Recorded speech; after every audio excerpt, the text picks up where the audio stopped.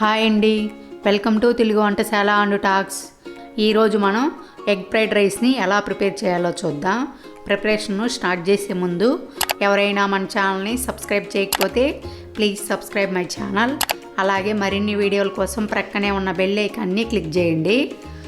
First మనం 2 కప్పుల బిర్యానీ రైస్ని తీసుకొని శుభ్రంగా 2-3 టైమ్స్ బాగా కడిగి 1 గంట సేపు నానబెట్టాలి.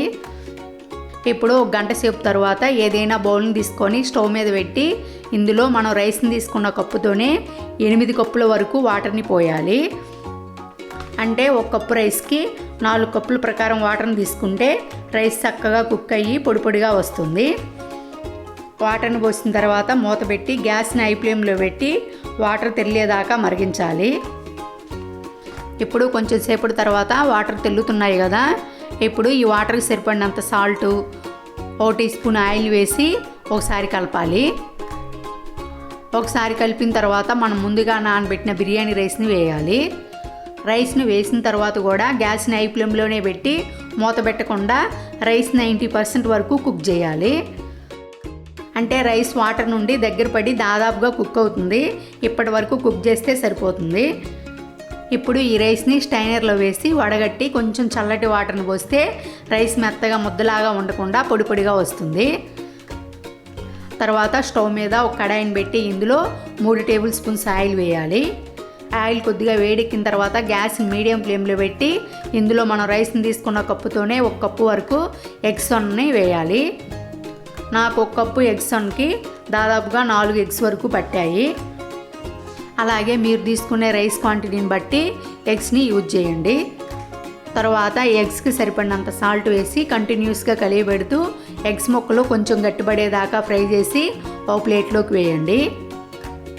తర్వాత ఇదే కడాయిలో 2 టేబుల్ స్పూన్స్ ఆయిల్ వేయాలి.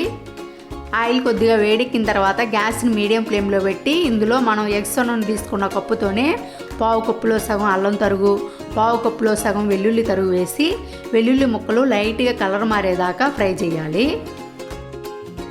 వెల్లుల్లి ముక్కలు లైట్గా కలర్ మారిన తర్వాత ఇప్పుడు గ్యాస్ని సిమ్లో పెట్టి 1/2 కప్పు ఉల్లిపాయల తరుగు, 1/2 కప్పు పచ్చిమిర్చి తరుగు, 1/2 కప్పు బీన్స్ ముక్కలు, 1/2 కప్పు క్యాప్సికమ్ ముక్కలు, 1/2 కప్పు క్యారెట్ ముక్కలు, 1/2 కప్పు క్యాబేజ్ తరుగు వేసి ఒకసారి మొత్తం కలిసేలా కలపాలి.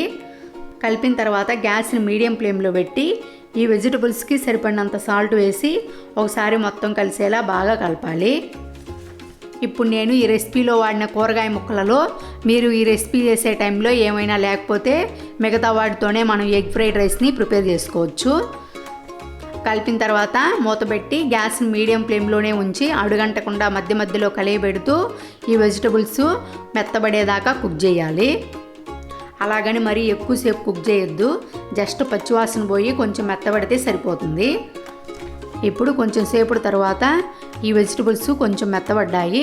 ఇప్పుడు ఇందులో కొద్దిగా ఉల్లికాడల తరుగు, కొద్దిగా కొత్తిమీర తరుగు వేసి ఒకసారి కలపాలి.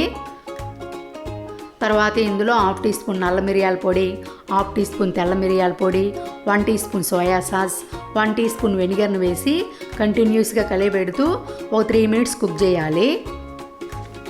ఒకవేళ మీ దగ్గర తెల్ల మిరియాల పొడి లేకపోతే 1 టీ స్పూన్ నల్ల మిరియాల పొడిని వేయండి. అలాగే మీ దగ్గర సోయా సాస్ లేకపోతే 1/2 టీ స్పూన్ పంచదారను యాడ్ చేయండి. వెనిగర్ కూడా లేకపోతే స్కిప్ చేయండి. కానీ ఈ రెసిపీ చేసే టైంలో మీ దగ్గర వెనిగర్ ఉంటే కంపల్సరిగా వేయండి. ఎందుకంటే వెనిగర్ని వేయడం వలన ఎగ్ ఫ్రైడ్ రైస్ నీచు వాసన రాకుండా ఉంటుంది. ఇప్పుడు 3 నిమిషాలు కుక్ చేసిన తర్వాత మనం ముందుగా బాయిల్ చేసి వడగట్టి పెట్టిన రైస్ని, మనం ముందుగా ఫ్రై చేసి పెట్టిన ఎగ్ పొరుటుని వేసి ఒకసారి మొత్తం కలిసేలా మెల్లగా కలపాలి. కలిపిన తర్వాత లాస్ట్గా కొద్దిగా కొత్తిమీర తరుగు, కొద్దిగా స్ప్రింగ్ ఆనియన్స్ వేసి మరోసారి మొత్తం కలిసేలా కలిపి ఒకసారి సాల్ట్ చెక్ చేసి గ్యాస్ని మీడియం ఫ్లేమ్లో పెట్టి ఒక 2 నిమిషాలు రైస్ని వేడెక్కనివ్వాలి.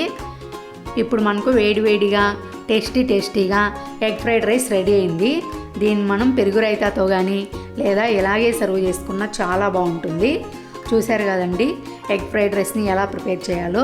ఈ వీడియో కనుక మీకు నచ్చినట్లయితే లైక్ చేయండి, షేర్ చేయండి, సబ్స్క్రైబ్ చేయండి.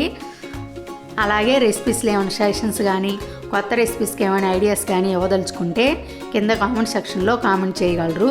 Thank you.